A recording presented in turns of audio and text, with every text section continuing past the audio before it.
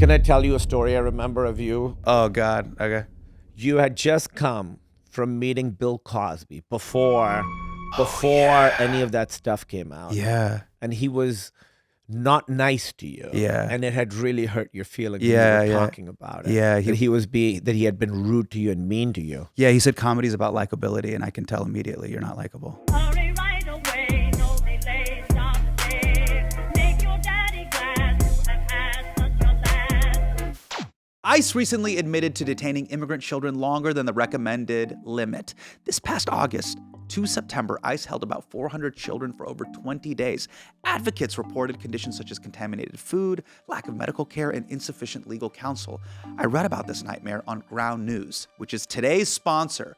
Ground News shows a breakdown of publications reporting on a story, including a factuality score in which way each publisher tends to lean politically. It is not about completely eliminating bias here, folks. It's about trying to make you aware of the potential biases of different publications so you can consider them as you analyze an event or the issue. I was at least glad to see that 98% of the 69 publications reporting on this story were rated high factuality, because the last thing we need is more misinformation on this issue. Use the link in the description or go to groundnews.com/Hasan to get 40% off the Ground News Vantage plan, the same one that we use right here on HMDK. My discount makes it just $5 a month for unlimited access. Let's cut through the noise together at groundnews.com/Hasan. You know what's really great when we see each other? What? You usually speak to me in Urdu, Yeah. which is awesome. Yeah. Yeah. Urdu is a beautiful language. So much of the Urdu language it's so poetic and beautiful. Yearning is not a thing here. They call it simping in English. Yes. Do you know what I mean? What do you mean yearning? Yearning, which is like deep passion through language. Yeah. So did you have this growing up? Did they like shairi and ghazals? Not very. They were not like super big into. I mean, we heard ghazals, like, we heard like. But you don't have any, like your dad doesn't have any poems that he like spits every once in a No, while? my mom was more into them, but not really. We're not really like a. My dad wanted me to play one for you. You don't have Yeah. one? Oh, please. You got to keep one in the cut, bro. Yeah. Is this your dad's recording? Yeah. He knows that I'm interviewing you, and Yeah. he was like, ask him what his favorite shairi or poem is. Because your family's from Karachi or Islamabad? Karachi. Yeah. He was like, they for sure will know. I was like, I'll ask. I'm not from a cultured family. Here we go. इतनी शिद्दत से मैंने तुम्हें पाने की कोशिश की है कि हर ज़र्रे ने मुझे तुमसे मिलाने की साजिश की है. I mean, how would you even translate that to English? I've tried so hard to get you. So intensely I have tried for you to be mine that every particle Yeah. has conspired that you meet me, Yeah. or that we meet. Yeah, that sounds beautiful. Come on, bro. Yeah. And that's before the first date. That's before the first. Are you mean, kidding all me? These This is metaphysical. Shires, all these poets were so dramatic. Yeah. I love it. Yeah. Yeah, like Mir and Ghalib and all these people were Totally. like, it's really, really beautiful. Do you know the reason why I was asking you this is about the poetry thing specifically? So this is going to come out when your special comes out. So much of comedy, I don't know if you've ever done this when you're tagging a joke, is you need to find alt words to Yes. describe something. Yes. And I realized somewhere deep in my subconscious, I was like, Urdu is already doing that. It's amazing that you speak it so well. I don't speak it well. I mean, I speak it You like speak that. it pretty well. You do. So in the special, you talk about how during COVID, you watched literally every movie from the 80s. Yeah. What I find that's interesting about watching these movies is the things that were important, that are important now, were not as important then. So like right now, if you're doing a movie with a bad guy, the notes you get are always going to be, why is he a bad guy? What's his psychology? What's behind it? There, you don't really need to know it. Right, Bad yeah, guys could just be bad guys. And I think that there is value to that. Not everybody has to have an origin story. Like some people are dicks. There's just no 'cause they're arc. Yeah. dicks. I remember Back to the Future. I just remember the Libyan terrorist in front of JCPenney. That one and I thought that was so crazy. Just a crazy image. Just That's a a Libyan tough terrorist one. and JCPenney. Yeah. Because I go back to school And shopping they just there. call them the Libyans. Yeah, as they just if call them just the all Libyans. Libyans are bad. Yeah. I remember even as a kid being like, oh, don't love how that feels. Yeah. The other thing that's interesting about movies now versus then is that the level of craft in movies was a lot higher. Even in bad movies, the camera work, the set design, the warmth of how it looked and felt. even bad movies looked and felt great and felt like good professional movies. Now I think some of it has to do with the aesthetic of front-facing cameras. Like TikTok has become such a thing. Right. Movies are very flat now. They're shot very flat. The color palettes are very similar. They're just not as like warm and dynamic as those. So those are the things that really like jumped out at me. It was like stories were simpler back then. Yeah. And how rich and dark the color palette is when you shoot on film. yeah. Well, You get these certainly that- really beautiful like blacks and crushed How was colors. your movie? How It was great. It was super fun. movie? Oh, it was so fun. And we're doing it with young kids that are in their 20s. Yeah. There's nothing better than that. What's the premise? what's of it the called? No, you told me the premise. It's, Best of the Best. It's a Bollywood dance contest. Yeah. Best of the best. Yeah, which is like a real dance competition that happens where like hundreds of thousands of kids like compete. It was awesome. And were these kids like really good dancers? They're fucking incredible. That's great. They're fucking incredible. Backflips. It was like an escape room meets Bollywood dance meets Amazing. Step Up meets. It was incredible. So what stage are you in? We're in now? edit. We're in edit right now. And how are you super involved in the edit already, or you'll come in? Right now, I'm letting Lena, our director, she's doing.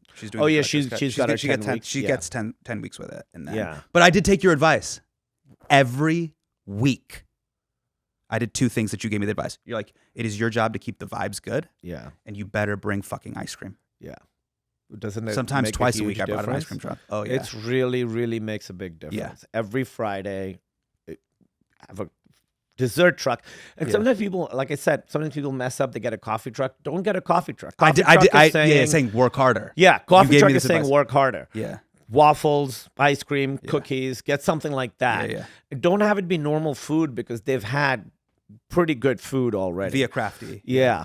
And then, you're sort of the captain of the vibes on set. It's Totally. and it's something that wasn't valued until fairly recently. Like, there was always like, this movie was hell and it was, everyone was terrible to the actresses, but the movie's good, so it's worth it. Right. And there are still some filmmakers who do sort of work like that. I don't know. I mean, let me just say this. You used to run a show called The Meltdown. Yes. And one of the things you and Emily did and Jonah that was fucking phenomenal, you subverted that expectation too by keeping the vibes loose in the green room. Yeah, Emily really... Emily's like a vibe master. Emily is actually literally meherbani. Yeah, She is her kindness and her warmth Yeah, and generosity. It is her meherbani. It is her thing. That made the show so great. Can I tell you a story I remember of you Sure. in the Meltdown green room? Oh, God. Okay.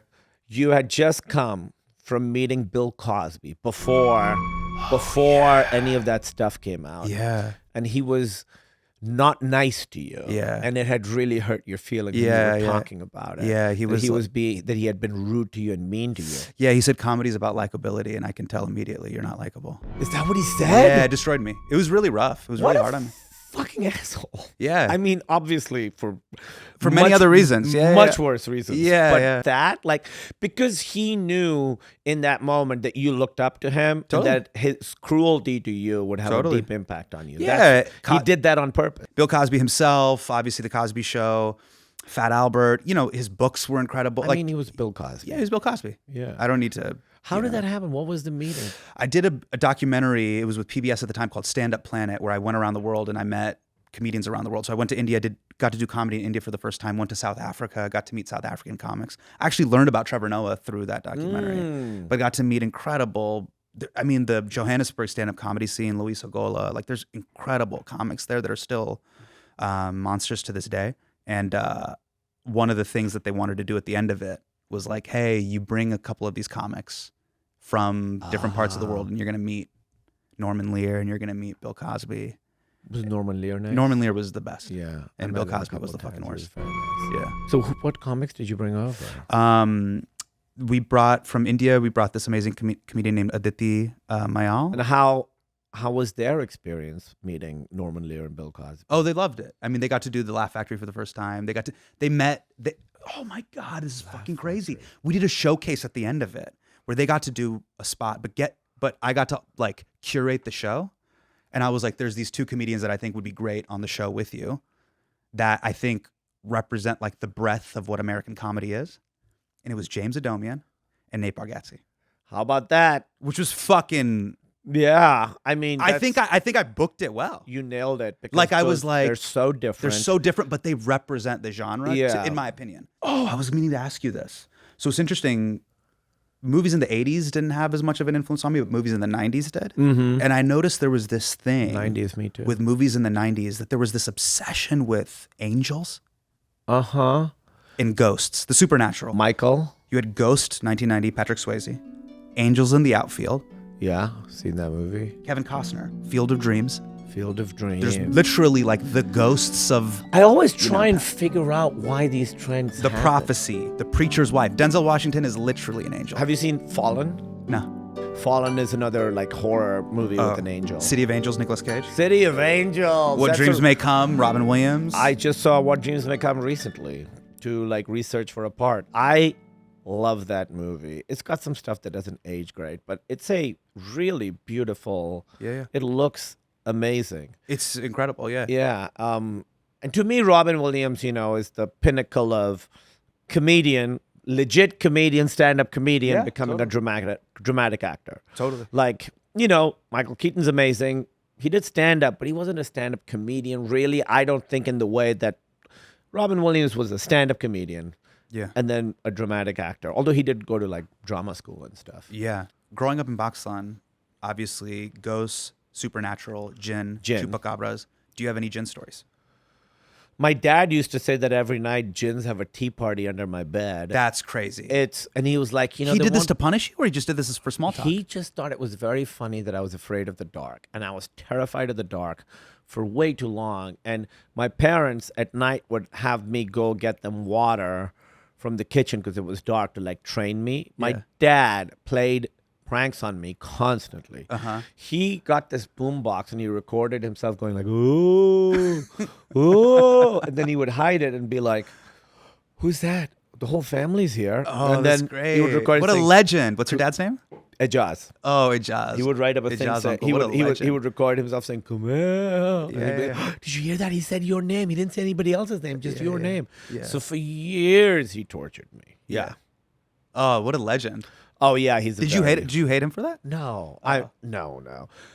He was always, he loved teasing us. And he loved teasing me because it would get to me. My brother didn't care. Are you? but Did you have a funny family? You guys were all I have funny? a very funny family. Yeah.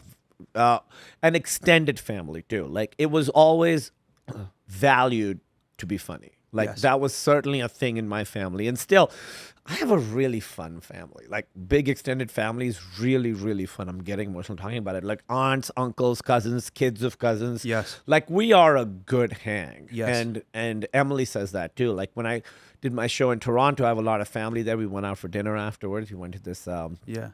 place that had Karachi food. Oh, amazing. And it's just like a very loud, fun, funny, good time family. Yeah. Yeah. I've found that is the thing that brings me a tremendous amount of joy and comfort as I've gotten older. Like having a fun, big family. Yeah, and just what you're talking about, what happened in Toronto, this is gup-chup vibes. Yes. Just bataye, knee slapping. Yeah. Your uncle comes up to you, chachas, khalas. this Yeah. Stuff that you kind of were like, between our 20s and 30s, we're like, Simba has to leave Pride Rock. Right. I But then- totally feel that but coming then back. now I totally we've feel returned. that. I mean, our big family, my dad has 4 sisters and they all have their kids and all their kids have kids now. Yeah. Every Friday we would go out to dinner with whoever, a couple of the sisters lived outside the country, but then they eventually moved home. But every Friday, my dad's dad, my grandfather, would take us all out. So it would be a group of like 25, 30 people sometimes. Oh my God. Every single Epic. Friday we went to a restaurant. And I looked forward to it the entire time. Like up until I moved when I was 18 or 19, whatever, that was my favorite time, was just like going out to a dinner with my family. Also with your cousin, you had cousins the same age? I had cousins the same age. Oh Yeah, I had like a my good God, crew yeah. of cousins my Totally. age. My brother had Totally. but his age were a lot of girls, so it was, he didn't have as much broing down as I did. Sure. And I'm still very close with my cousins who are my Oh, that's age. beautiful. Same. Yeah, I talk Yeah. to them all the time. In fact, I probably have a text from one of my cousins about the match right now. Which I don't know how really? it's going. Yeah. This is love. There's a match going on, and I'm not watching it. Okay, can you explain this to me? What is with the cricket stuff? What do you mean? So my brother-in-law's Pakistani. So my family's from India. He's Pakistani. hardcore into cricket. Yes. My access point to it was always via India-Pakistan cricket match. Yeah. Or it was always like India-Australia or Pakistan-Australia or Jamaica versus Sri Lanka. It was always, that was the access point. But the main showdown was India-Pakistan. And I was like, this isn't about cricket. This is about something else. No. And so I understood it. I was like, I get it, but I'm not with this. It's national pride. Yeah. It really- I'm not with it. I'm like, the only thing I partition is my hard drive. That's it. I'm not buying the premise. Well, I think what was cool about India-Pakistan matches that isn't so true anymore. One, we were two of the best teams in the world, and now Pakistan is not that good, and India is the best team in the world. So obviously it's tough. India-Pakistan matches are very tough for me. But it was also the big, great thing about the India-Pakistan cricket matches was our countries did not get along. But the people did. It was a form We're of the same diplomacy, people. It's the same yeah. culture. It's the same language. I mean, I know India has a lot of languages. We have a lot of languages. But the national language is basically the same. Same food, same language, same culture. And so when we played cricket, you really felt the similarities rather than the differences. Right. And I feel like there was kind of a brotherhood vibe to India-Pakistan matches. Like, I mean, the streets So were it empty. wasn't a grudge match. It was more not of a- hatred. Oh. It was not hatred. There was real respect, and those players were like respected each other and were friends with each other. Like there would be like heated whatever, but I always felt watching cricket India Pakistan, I would remember like, yeah, we're all the same people. They're like, you know, you play Australia, you can have like like you were saying, the DVD commentary. Sure. Against India, you don't have DVD commentary. Sure. Everybody yeah. speaks the same No, when language. you play Australia, it becomes Lagan. I totally get it. This is a way to like subvert Totally. colonialism, and it's a course. different thing. Yeah. I never felt like that those teams did not like each other. It is different now. Yeah. Like you probably didn't hear this, but India and Pakistan played last week, and India refused to shake hands with the Pakistan Yes. team. Yes. And I find that to be such a shame because sport, and I have complicated feelings about sport overall, but sport is the one time where we really can put everything aside and play. Like, I think the Olympics are absolutely beautiful. I think it's such a beautiful global thing where the world comes together. It never does that. Totally. So I always feel like the sport, sports is the one arena where you could really be like, all right, let's really respect each other and do this and be equals. Yeah. And the lack of handshake really was Yeah, very it breaks sad my 'cause heart, bro, there's because nothing safe. when I hear this, India won, Pakistan won, I'm like, bro, the British won. This is how I feel in relation to this, this whole issue. My dad would tell me stories about when he was a young man, you could take a bus from Delhi, from Aligarh Muslim University. He went to AMU, he's an alumni, and he would visit cousins and stuff in Lahore and Karachi. Yeah. And Well, the thing that's really changed, that's really sad, is in the 80s, when I watched Bollywood movies, the big thing was there would be like Muslim characters who were also good guys. Like, Amar Akbar Anthony, that's course. like a Christian guy, a Hindu guy, and a Muslim guy, and they're all brothers. Yeah. That was always the thing. And I remember watching Bollywood movies. I didn't watch as many Pakistani movies, actually, because I've seen some, but they were lower budget. Bollywood movies were big and fun. And right. But it was always that the people of India and Pakistan are the same. It's the governments have issues, but we're the same people. And now I feel like that's changed. I feel like there's in Bollywood, and I'm sure in Pakistani movies as well, Lollywood, there just seems to be a lot of like antagonism and animosity and nationalism in a way that I think isn't helpful. How did your family, how was the 4-day kind of war situation? How was that for your family? It was very stressful. Massive explosions could be seen and heard in Pakistan as India's army launched its strikes targeting what it described as terrorist infrastructure. Pakistan says 26 people were killed and 46 others were injured, calling the attack an act of war. I was talking to my friends a lot. I was talking to my parents a lot, and there was a lot of misinformation flying around. And I have family in Karachi, and that was one of the places that was attacked. So it was absolutely, really, really scary. It was very, very scary. Because it's the worst it's been in a very long time. So those days, I remember like, talking to people in the middle of the night and stuff. Like my body, I as you talk about it, I remember the feeling of what it was like to be worried for my family back there, and also just the incredible sadness of what's happening. I mean, it's personal sadness, obviously, it's personal fear for my family, but also just generally sadness and fear for. It really doesn't feel like any progress is being made at all. It's really tough also because India is so much more powerful than Pakistan, in terms of, I mean, economically and cultural impact and all that stuff. I mean, India is doing really, really well, and Pakistan's had challenges. You're a U.S. citizen now, right? Yeah. Yeah, you've talked about this. Yeah, I am. I used to be like, I'm a citizen now. They can't kick me out. It's like, I think they can kick me out. I think that's changed. Well, too. you do the whole story. This is one of your iconic bits that I've seen you do in stand up, but now you brought it into the hour, which was your big meeting, your immigration meeting. Yeah. Or it was your citizenship meeting. It's I've done that bit here and there for years. That's really the only old bit that I think is in there, I think. But I never put it on anything. And I just felt like, it feels like the right time to be sort of talking about stuff like this. Yes. I wanted to, in the special, say, I'm an immigrant and I belong here, Right. without saying that directly. So that's why I put that story in. And I put it in really, really towards the end of the set, because I would hope people watch it and like, I like this guy. And at the end, have that. I don't know if anything does anything anymore, but it was important to me to have that story in there. Yeah.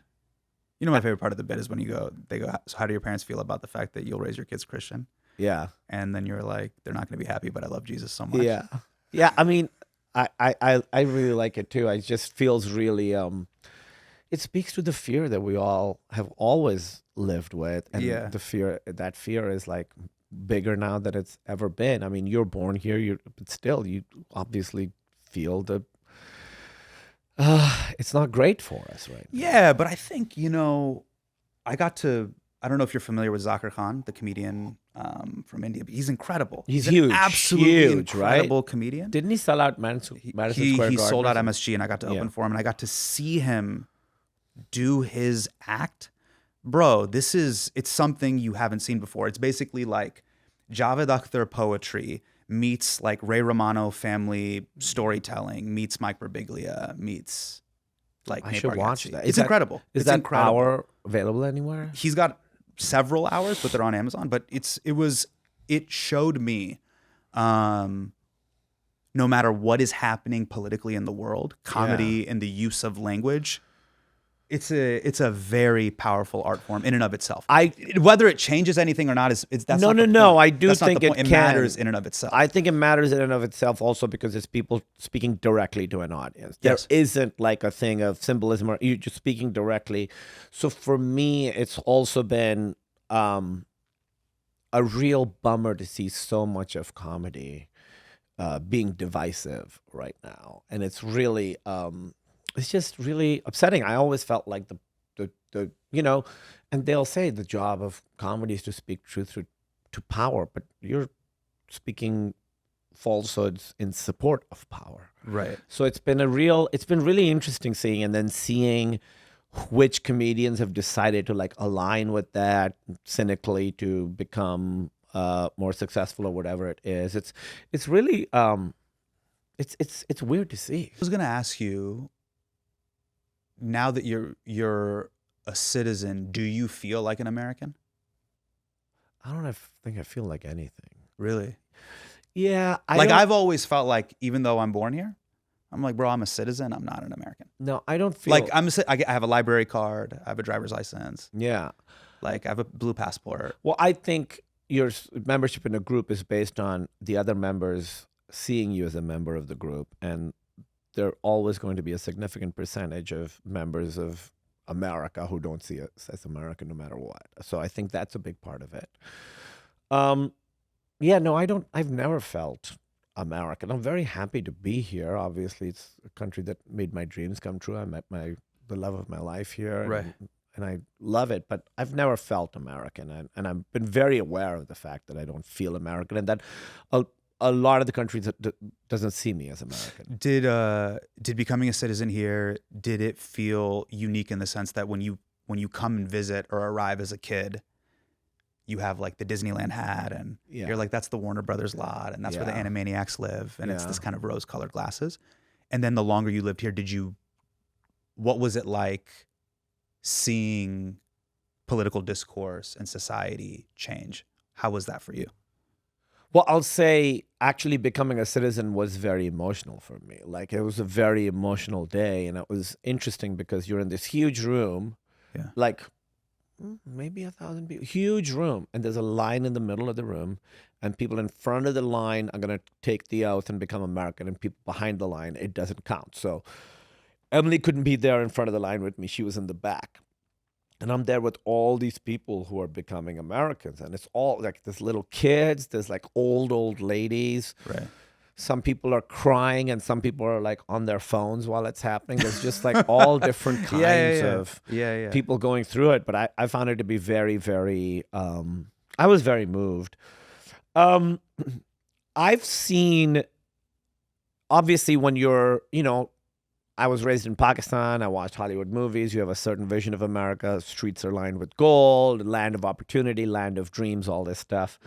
Then you come here and you obviously see over the course of, now I've been here 25, 30 years, long time. You see the subtleties of that, and you see the ways in which it's true and the ways in which it's not true. And I feel it used to, America's a country of immigrants, and this idea, there was always this ideal of we accept all kinds of people, we accept everyone. And that wasn't always true, but it was at least an ideal that people would pay lip service to.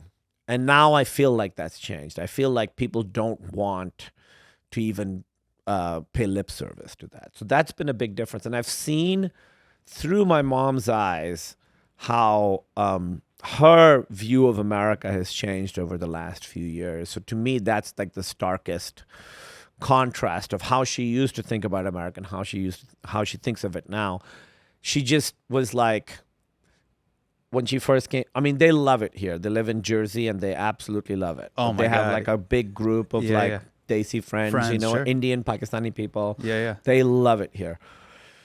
But when she first came here, she was sort of struck by the freedoms and the lack of, just that there was support for everything. Yes.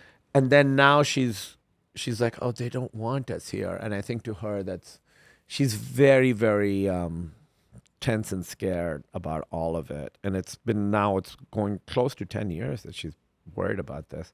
So to me, that's what's really heartbreaking, is that she's like, we already left Pakistan. Where will we go now? They don't want us here. And I can't be like, no, they do, because they don't. So then where do you tell your parents to apply their thoughts and hopes? Where do you I direct do them? say that you have to, you have a good group of friends and you're in a place that is safe. And I still think it's a small minority that's being particularly xenophobic right now. I don't think it's like the massive, it's not everyone. It just feels like everyone because they're the ones who are loudest and in power. So I try and tell her that. And I tell her to not watch the news so much. She just follows everything too much. And it's like this, you kind of have to disconnect because Okay, so I think this makes our parents crazy, but it also makes them super funny. So I'll give you an example. Do you ever have this in interviews where they were like, they talk to you, they go, were you always funny? Or were you always political? But if you grow up in a Desi or Arab household, bro, your existence is political. Yes. Conspiracy theories, political Oh, yeah. conversation. Oh, yeah. This predates WhatsApp. Oh, yeah. All of my friends Yeah. and their families, they have deep conspiracy theories and sub-stories and subplot Oh, lines. yeah. And that's how we're raised. We're taught, all our histories are so dramatic. Yes, and we're which is taught also all but of it's it. also super funny. Yeah. You're like, wait, what? His nephew set him up with the CIA? Yeah, he did. Yeah, there's a lot they're of just that. great stories. Yeah. You don't even need podcasting for it. It predates all of that. We're a very passionate, dramatic people. And I love that. So I feel like it set us up for this time. And I think this is why you have to see Zakir's act. because what it showed me was no matter how crazy things are in the world, in India certainly things are very interesting there right now. He's created his own world in that room. That's great. I think which is a very important. beautiful, I think, important thing. I mean, I have to think that the stuff we do, the stuff we make has to make a difference. Otherwise, there's really, what is the point of anything? But I'll go watch.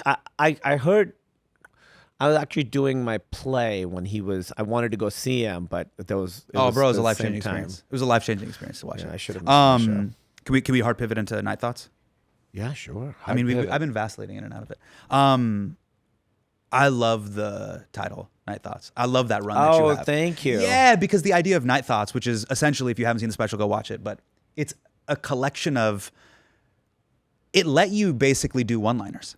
Yes. You have so many I was one-liners like, that you're just sitting in your notes app. Yeah, I just was like, whatever weird thought I had. What does CVS stand for? What does Fucking CVS incredible. I wrote down so many of them, and I tried different versions of them. You know, I was like, oh, this is like a container that I could put a bunch of like jokes into. Yeah. And so, email regrets are great too. Yeah, Why did I email write that regrets. that way? You have night thoughts?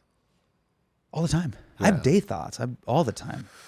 Yeah, I have day thoughts, but I find it easy to distract myself and do stuff. But you know, the night thoughts, and I've gotten better at You it. for real still suffer from insomnia, or you're just up thinking about stuff? It'll happen in the middle of the night when I wake up. It's like if I get up to go to the bathroom at like 4 a.m., it's 50-50 whether I go right back to sleep or if I lay there for an hour having night thoughts.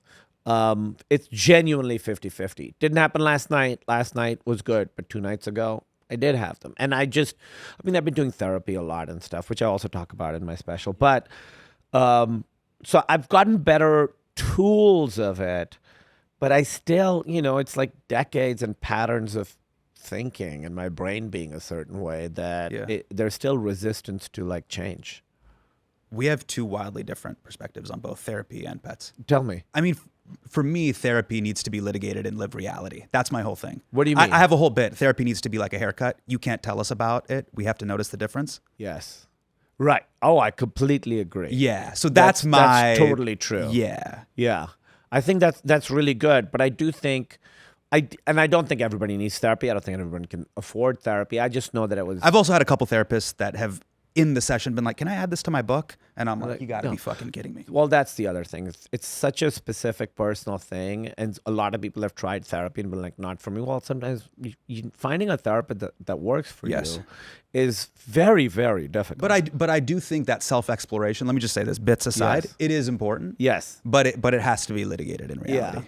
Yeah. I know. I need you to, mom, dad, partner, whoever's in there, I need you to move the chains forward here. People use therapy and therapy speak to like justify being assholes. Sure. Yeah. I hear you. I receive you. It's the most weaponized. But I don't have the bandwidth. Yeah, exactly. No, I don't have the bandwidth. I got you to up the bandwidth setting right a boundary. No, you're not. You're being a dickhead. You're being a dick. Yeah. Yeah. Totally. Yeah. Totally agree with that. Yeah. My boundaries, we're not going to Dadi's house. Dadi's about to die. You're going to Dadi's house. Yeah. We have to go to Dadi's house. She's about to die. Yeah, exactly. Well, that's the other big thing I've noticed in the difference between like, that took me a while to be able to articulate is we're in Pakistan at least, and I'm sure India too, very, very family focused. Like that's very important. Yes. And the respect of elders. I mean, we have different pronouns for people older than you, younger than you. You don't call anybody older than you just by their name. You call them Bhai or Appa, which means older brother. My older son just sister. met you. I was like, this is Kumail uncle. Yeah, exactly. First Uncle, meeting. exactly. That's what you have to do. Right.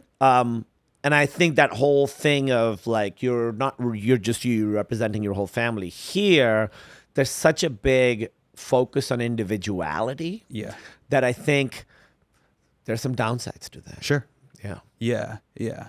I mean, you can be so into what's happening in your own mind that it's solitary confinement. Exactly. But the problem with the other side is, oh, it's both. Yeah. Yeah. Everything good in my life is because of my yeah. family, and everything bad in my life is because of my fucking family. Yes. That's the reality. Yeah, I think you have to figure out Split the that difference. balance, split the difference, because here there's become this thing of like, there's such a focus on individuality and personal freedom that caring for the society at large is not valued as much, and I don't think a society can survive like that. I think part of being a person in a society is caring for how your society. You're talking about empathy. I'm talking about that's empathy. Yeah. Yeah, definitely. But you know my hot take when I watched you do bits about therapy. What? You already have Emily. I do. I know. I'm cheating. She's the Yeah. checkmate to all of this. Yeah. Versus some person on a Zoom screen. Yeah. No, I totally have. Like Emily. her, she's got a PhD in empathy. I mean, she was a licensed therapist. Yeah. She went to like grad school for therapy and was a Yeah. practicing therapist for years, and now she isn't. But yeah, I mean, you know, a lot of the stuff that it's so true. I talked to her about it. Night thoughts, you know, all that stuff. I talked to her about it. What's your take on pets? That's different from mine. I don't want to be offensive. No, it's not offensive. I don't currently have any pets. So you talk about Bagel I do. in your special, Who's Your Cat? Yeah. And R.I.P. Bagel. And R.I.P. And as we know, in many traditional madhabs of Islam, obviously cats are loved and revered, and we're allowed to have them. My issue with pet people is the way you start that bit, where you literally put bagel into your mouth. Yeah. And I'm not talking about carbs, because you clearly haven't had any carbs in a long time. I'm talking about your animal, Yeah. mouth to mouth. You don't like that. Yeah. I get that. I to mouth. didn't really kiss Bagel on the mouth or anything. I did not. Some people kiss their dogs on the mouth. Sure. I'm not into that. I'm talking about a culture where here people will walk over a homeless person as they take their dog to Puptopia. Crazy. You could. So I find that to be a little ridiculous. It's totally. I Yes. completely agree. Yes. Like if you write a movie and someone kills 17 people, that's fine. They kill one dog. Hey, you can't. They're do like, this that. is not likable. You can't do that. Yeah, this is really unlikable. It's Yes. totally true. Yes. Now, again, I'm saying this. I'm not Michael Vick. I don't believe in No. punishing or hurting them, but they are. Again, this is where there's the limitations of language, bro. They're Janvar. They are animals. Well, so see are how you they. got it. His smile, he got it. Janvar. How would you describe Janvar to Scott? Janwar is like a beast. A beast. Animal. Yeah. I mean, I would. That's what the Republican Party thinks of immigrants. They go, they're Janvar. Yes, exactly. It's totally But true. I call Janvar. Yeah, Janwar or Janwar. Do you understand what I'm saying? I do. I will say They're in gangs. One of my They carry guns. If you're back home and you go down an alleyway, they go, don't go down I've that been alleyway. chased by dogs. in Yeah, Karachi. there's dogs there. I've been chased by many dogs. I was terrified of dogs until not that long ago because I'd been chased by too many dogs on the streets of Karachi. We have a lot of stray dogs. We have a lot of I think rabid dogs. I will say, I do really love being with animals, and I do think this is a very controversial statement. Sure. In general, I think animals are better than people. You got to stop with this. I I knew you were gonna. I know you're married to Who's a there white person, being- but this is the whitest shit I I've ever know. heard in my life. I've come to it. I've come to it honestly. And I do a bit about this. I'm just like, I get it. I understand this. But you need to know that the reason why you feel that way is because you're a piece of shit and your pet is too dumb to know that you're a piece of shit. You can literally put How a about pet that? into a cage. I'll take that. You can beat them. You can deny them food and water. I won't. And they will still come back to you the moment you come back from your trip. I mean, I certainly think that's part of it. Part of it is the unconditional love, but Radical I also think acceptance they're even being- when you don't deserve it. Right, that's totally true. I don't have to apologize to them or negotiate with them, but They don't hold a mirror to they're who you being are. true to their own nature at all times. Whereas Their own nature. Yeah. They're The literally they're- inbred. the Janwar nature. They're inbred animals to sit on your lap, almost like you're a pet that I the don't. Queen of England has. My cat was a rescue. She was not inbred. She was literally the opposite. Like someone fucked her mom on the street. Sure. Oh my God, why'd you say that? I don't know. Why'd I'm sorry. you say Take it that that out. way? Take that Don't out. say it that way. Here's that what out. it is that, again, I know what they are. I acknowledge what they are. But, Do you know, have any pets? I didn't grow up with pets and I was bit I didn't by a grow up- dog. I was bit by a dog as a I child. did not grow up with pets. I grew up with neighborhood cats that I really, really loved, and I was the only kid who played with them. I Yes. thought And they I were love so that cats cute. are self-cleaning and Yeah, they are. And I love that they make you work for their love. That's very they do. interesting. Yeah. They do. That's why They remind me of my mother in that way. They're like, hey, hey, you gotta earn it. yeah, you got to Yeah, earn it. it's not unconditional. Yeah, they bob and It's weave Conditional. emotionally. What was I saying? I did not grow up with pets. I would not have gotten a pet if it wasn't for Emily. Emily was like, we need a pet.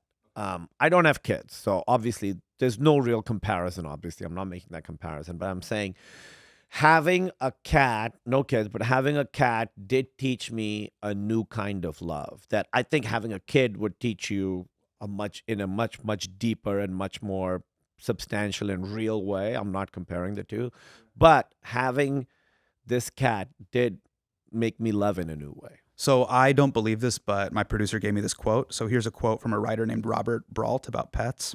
The difference between friends and pets is that friends we allow into our company, pets we allow into our solitude. Does that that's ring true to you? Yeah, I loved being with her on my own when Emily was away. Like she was on my lap, and it was a lot of good company, a lot of solace. I mean, I really, she just passed away 2 weeks ago, and she was 17. Emily and I have been married for 18, so they were truly, it was always the three of us. And to me, home was always Emily and Bagel because, traveling all over the world, suddenly I have to be in some other country for 6 months doing something. Right. So the only concept I had of home was the two of them. If the two of them are with me, then this is home. And so it's a really big loss. I actually went and got her ashes yesterday, and that was a horrible experience. And in a different way than I knew it would be horrible, but I didn't realize it would be. It was horrible in a completely different way than I wish you had done a little cat janaza. That would have been cute. Yeah, I mean, yeah, God. That would have been so cute. Sorry. I'm sorry, but also cute. It would have been Little thing, a devastating. little headstone. It would have been Little imam. I would have thrown down a I know. little dua for Bagel. Yeah, thank you. Of course, bro. Yeah. No, Okay, I so really- you've seen Jurassic World, yeah? You've seen Jurassic World? the newest one? The newest ones. I have not seen the newest one, but Okay. I've seen all the others. So here's fundamentally where, my son who you met loves them. he has he 5-year-old. seen the original one too? I have this poster up because of him. Great. And when he shook your hand out there, he's wearing his I Jurassic saw Park the- t-shirt. I saw he was wearing the Loves Jurassic them Park t-shirt, hardcore. I opt out. And I'm friends with a lot of people in them. In this upcoming, I think it's now there's been 3 or 4 Jurassic Worlds, Yeah. which they returned back 4, to Isla yeah. Nublar. And they basically are like, let's run it back. Yeah, let's do this again. I know we fucked it up, Yeah. but let's run it back. And they bring back Dr. Wu, Asian dude from 1992. They bring him back. Oh, really? And he's And- like, let me just keep breeding this. I think I could do this. Yeah, I think I can do this. They kill Irfan Khan. It's fucked up. He dies in a helicopter crash. R.I.P. I remember. I saw that. Yeah. But a running motif in these Jurassic World movies is now dinosaurs are here. They're not just off the coast of Costa Rica. They're not on Isla Nublar. Oh, they're like in our. They're here. cities, Yeah. So there's in the cold open, there's the NASDAQ, New York Stock Exchange, and then a fucking pterodactyl flies into it. And they're like, as the pterodactyls live amongst us. This is a part of the cold open. So Janvar are now here. And they're Janvar from the Jurassic period. yeah. They're from 65 million years ago. Then Bryce Dallas Howard, incredible actress who plays Claire, goes and is like, we need to free them. We need to free the dinosaurs. Yeah, there's a big. And that's your my problem line. with it. That's my red. You're we should be respecting people more than animals. You're in some way. Leave them on the island. Leave them on the island. That's right. Dare I say, build a wall around the island? I We completely fucked it up agree. and let it go. Yeah, I completely agree. I will say if you ever get a pet, you will start to see, not Jurassic differently, Sure. but you will start to see animals differently. But I've seen people in the theater. The moment she opens the gates and lets the Triceratops out, Yeah. People were like, people are like, we get it. yeah. No, I mean, there's That is my moment where I know I'm not an American. I wonder. Because I go, that- are you fucking Is that crazy? a specifically American thing? The sort of I think fetishization of animals? to love a Triceratops that much, or to just to be Yeah. it's just a It's velociraptor. I mean, if you think of movies, dog movies, they're big. People love dog movies. I mean, John Wick, the entire story starts because somebody kills his dog. I think it's the understanding of real consequences. Notice how in none of the Jurassic World movies do black people run it back. Right. The way black people have a reverence and understanding of ghosts is the same relationship they have with dinosaurs. Yeah. Does Emily have a haunted house thing? Or No. oh, let's stay at this cabin. No. Or, in She the does not. 1800s, someone was killed here. Let's stay Yeah. here. No, she does not. Yeah. That's my relationship with simultaneously with Jin and with Yeah, pets mine and with too. I'm dinosaurs. not looking to go to those Like places. I don't wanna see go you. into I Urdu. acknowledge your statehood. You do exist. Yeah, that's your area. This is my Sure. area. At the Yeah. UN resolution, I will acknowledge that you do. Yeah. Capital J Jin Yeah, exists. but I don't you have want the a right visa to exist. your town. Yeah. I don't need to visit or sleep here. Oh, you tweeted this. This was kind of crazy. Oh no, what did I do? Years ago, you had this tweet where you wrote, you were at a movie premiere with Tom Cruise, and you wrote, quote, "Tom Cruise is great at being a movie star." Yeah. What do you remember about that day that made you go, this guy's a great... It's hard to know what it is. Is it what he is, or is it the people's reaction to him? Because people say, like, you know, with a movie star, when they walk in, it changes the room. Now, is it something inherent to them, or is it just that we've seen them since we were kids? But he was there, and so obviously everyone's looking to him. Yeah. He's one of those guys that's like Tom Cruise all the time. You know, you won't ever catch him look tired. He looks directly at people. I know a bunch of people who've met him. They're like, he went to have a meeting, and the person who, like, you know, gave him coffee went back 7 years later and was like, "Hey, Teresa, good to see you." And they're like, "How the fuck does he remember?" So part of that is, I mean, that he's got a certain intensity that I think maybe more intensity than any other actor who still plays like good guy parts. Yeah. So he's got this like appealing intensity, which is tricky to do. You know, there's a lot of great actors don't have it. Right.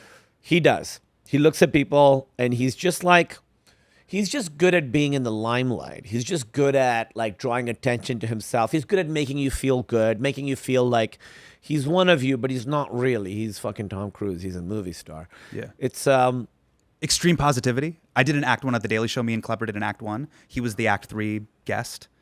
We finished the act 1. He was like fucking hilarious. exactly. And That's I it. was like, whoa. That's it. Have you seen Scott Pilgrim versus the World? Of course.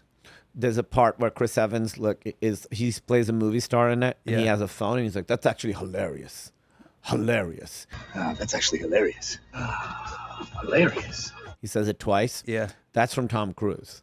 Tom Oh, no way. Cruise was with the director and was like, "That's hilarious, hilarious." Like he would say it twice. And so that's from that. But see, that is a movie star move. I'm sure he thought it was funny, but like telling you, that's the other thing I've learned as I've gotten older.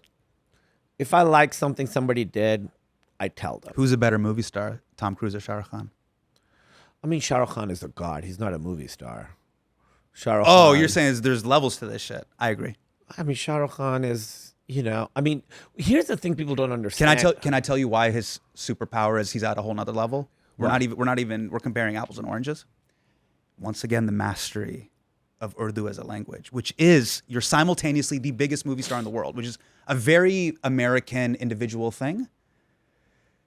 But it's the humility factor of Hindi that's a and big. Urdu. I was gonna say, I've watched interviews with Shah Rukh Khan a whole lot, and Tom Cruise will come out. He's a movie star shades. He's a movie star. Shah Rukh Khan is like, "Oh, I'm nothing. I'm totally. Obviously, he knows that's not true, but Yeah.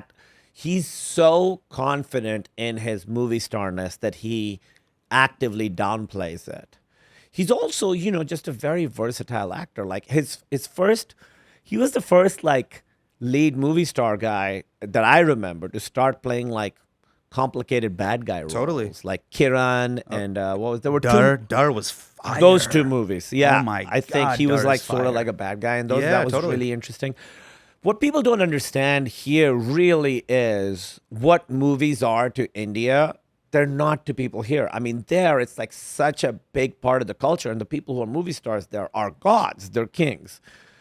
I mean, the Bollywood movies are, I mean, you know, you go, you spend 5 hours in a theater, that's your whole day. Like the reverence that people have there for movies, America has never had. Yeah, and it also being an amazing pastime. Yes, it's an That's amazing. That's the thing. That still holds the test of time. And it's about entertaining people, and you know there'll be like every movie. If you look at like a normal Bollywood masala movie, it has like action, drama, romance, comedy, songs. Yeah. Every movie is everything. Yes. But then there's also great auteur directors as well. Yes, art films. Art films are great. Yeah. Yeah. And even within the big budget, Sanjay Leela Bhansali is an amazing director. Period pieces. He's Martin Scorsese. You think of a big Mughal Azam. Hey, someone is doing Bharatanatyam in a palace. Yeah. Sanjay Leela Bhansali. Yeah. Then there's like Zoya Akhtar. Zoya will just do these great like kind of art house. Yeah. Almost like talkie relationship Yeah. movies. It's dope. There's a lot of great stuff being made over there. And the obviously everyone knows RRR here, but Yes. yeah, But that's tip of the iceberg. that's tip of the iceberg. In my opinion. Yeah, no, I watch Bollywood movies fairly regularly. Okay. Emily and I watch them whenever I visit my parents for a few days. Yeah. we I love watching movies with my parents now. yeah. I mean, that's how I grew up. I watched movies with my parents all the time. Every Saturday we would watch a Bollywood movie. Every Saturday. Why do you think it still holds with us? Why do you think Bollywood movies, when you're at Ghar with your parents, why does it still It feels go like so hard? home. It feels like home. I mean, it just feels like there's a warmth to watching a movie in your language with your family that it does not exist when you watch English movies together. And we do watch English movies together too. We watch Hollywood movies together. But there's a feeling of like, oh, our people made this movie for us. Even if, I understand now there are differences between India and Pakistan politically. I still maintain. But the themes are the same. The people There's are the people same. and the Like themes if are you the same. look at a Bollywood movie, that's much closer to Pakistani culture than any Hollywood thing. So I think there's like a warmth to it. It really just feels like I feel pride when I watch Bollywood movies. I'm like, oh yeah, look at what we're doing. Look at what we're making. Yeah. It's also a great way to like, when I'm home with them for the weekend, to close out the evening. We're like, Yeah.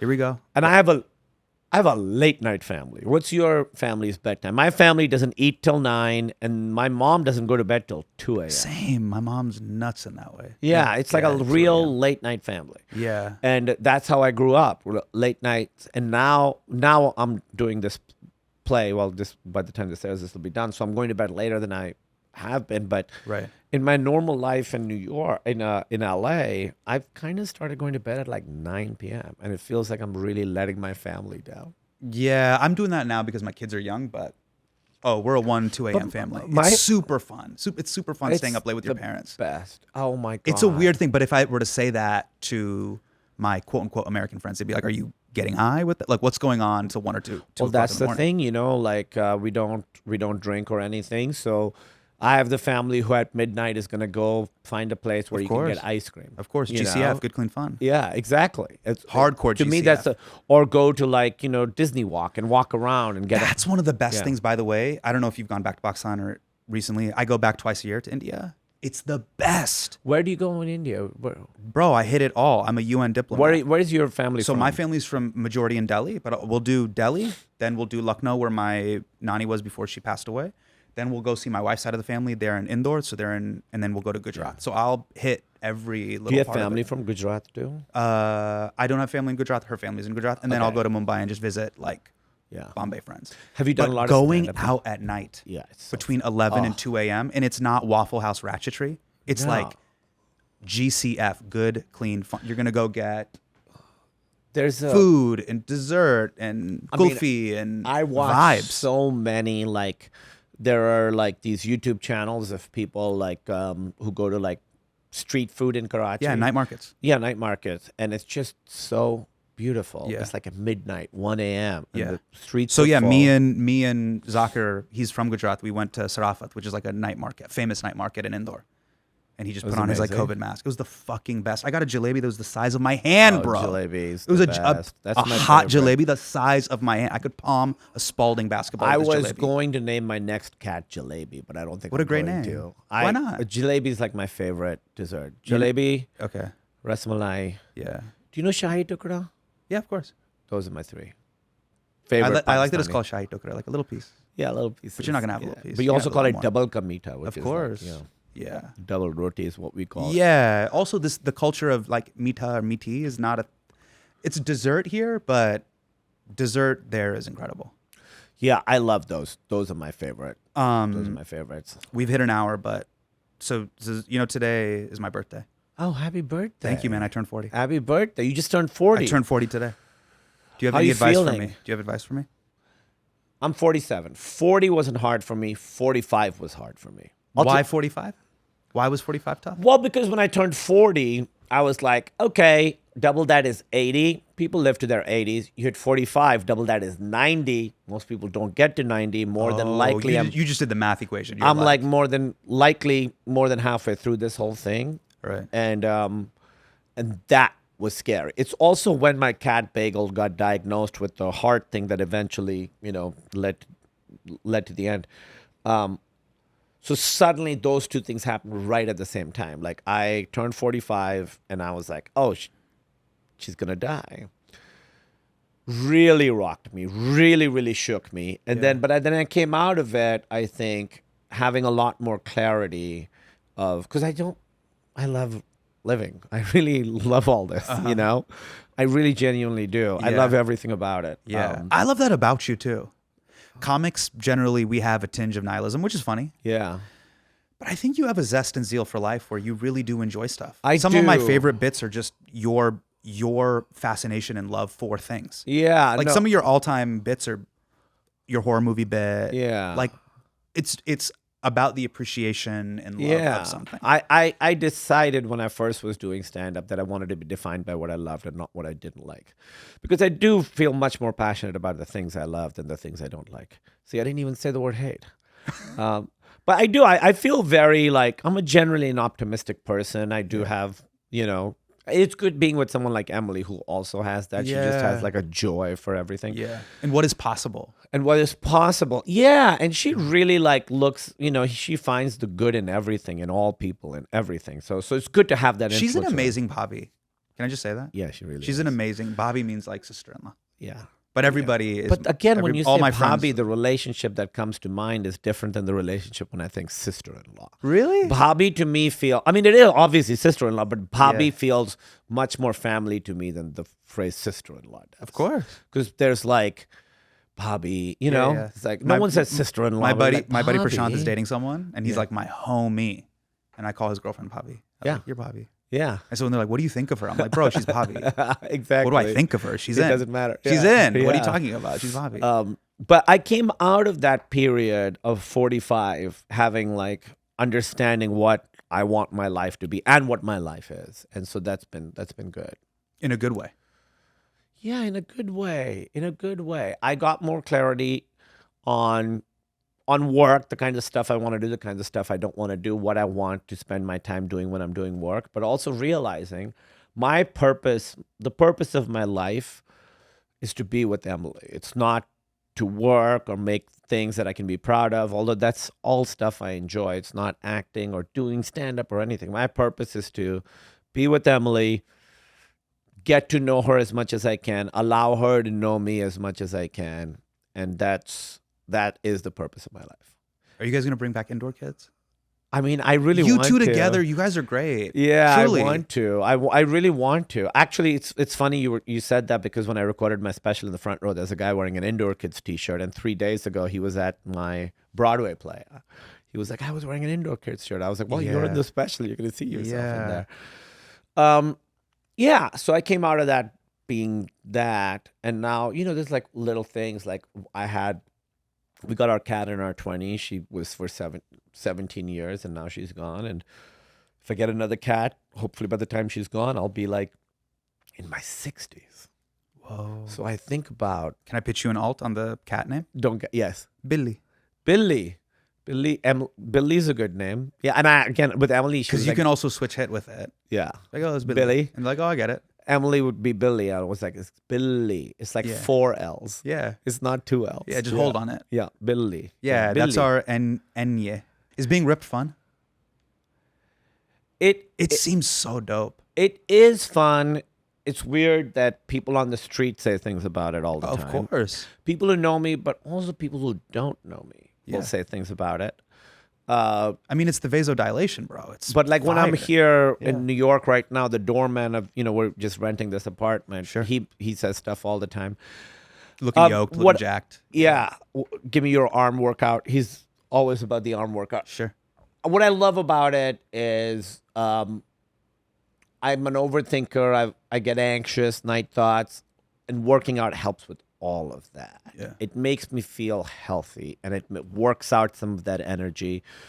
And you can't really you can't be inside your head. When you have a massive weight that you're holding over your head, you Yeah. can't be like, oh, I hope that email was okay. Sure. You have to be in the moment. Yeah. So it's good training for me to be in the moment working out. I worked out before coming here, and I was in London for a week doing something, and I didn't work out all week, and it was horrible. And now I worked out yesterday and today, and it feels great. I feel different. The endorphins thing is real. Sure. I love the feeling of it. Dude, this is a great combo. Dude, thanks so much for having me. This is a great birthday and Happy love to pod. birthday! How exciting!